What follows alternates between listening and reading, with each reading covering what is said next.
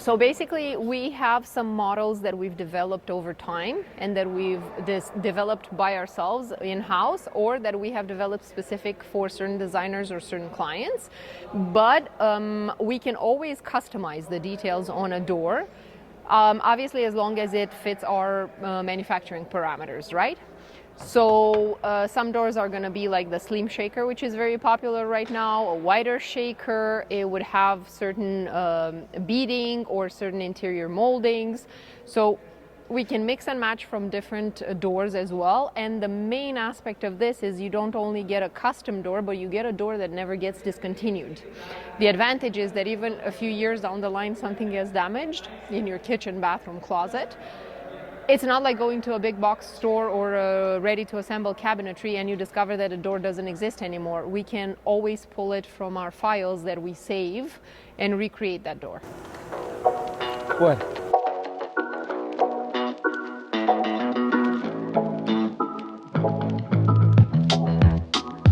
The pod life is beginning with this. So this is the template for the first rib of the potential future pods that we're going to be using in the shop. We're going to make ourselves a super custom lunchroom in the shop. 26 foot by 10 feet by 11 feet high pod that we're going to do a kick-ass lunchroom in.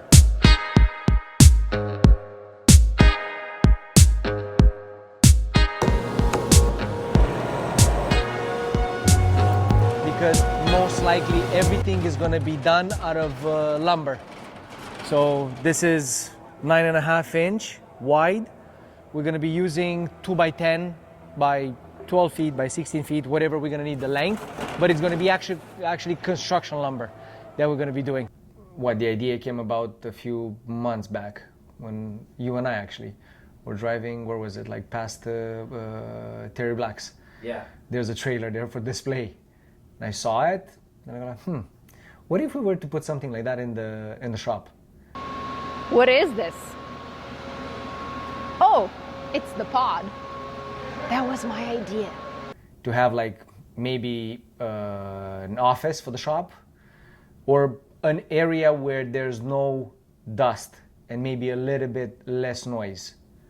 And then I thought about putting a lunchroom actually, because right now the crew is growing and we used to have lunch in the office here. Even now it's a little bit tight for the 5 of us to be here. So that idea came back, like, let's do a pod. Let's make something, some sort of a box somehow. And I started drawing it yesterday. By the end of the day, I had something that I have cut out of some leftover materials in the shop. And I did the first template for the first slice, let's say. And it works. It actually works.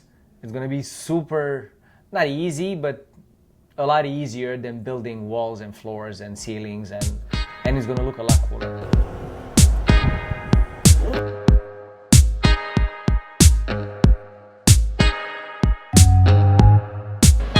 Come here.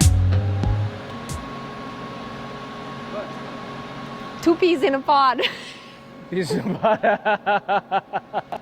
If you were to want to build a house the way I'm doing it, yeah, the installation is going to be an actual Lego. There's no measuring, no cutting on site, no, you just put it together. And you're going to see in the future videos how easy this goes together if the plans are done right. All the terminology that we have developed along the years, it's in-house terminology. So if you tell me construction lumber, it's like a 2x3, a 2x6, whatever, 2x6 by 16 feet. And if you just tell me lumber, I'm thinking about this.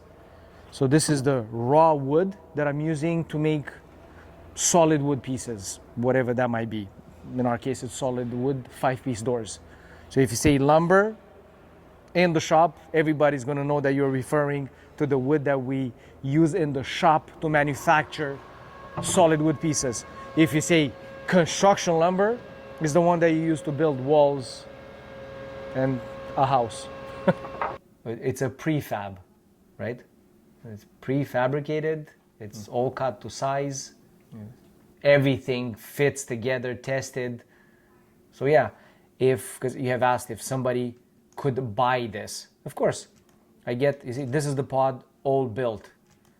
These are all the pieces for the pod. And again, everything is gonna be straight, right? Everything is perfectly aligned. So you could pack them and have them just like any other ready to assemble, whatever that might be, a cabinet, a box, and you just put it together and you get out of a, let's say you put it into a packing box and you wrap all the pieces together tightly. It's gonna be a box that's 5 feet wide by 5 feet high by 8 feet long, because it's 138 pieces of material made out of 2 by 10 by 8 in this case.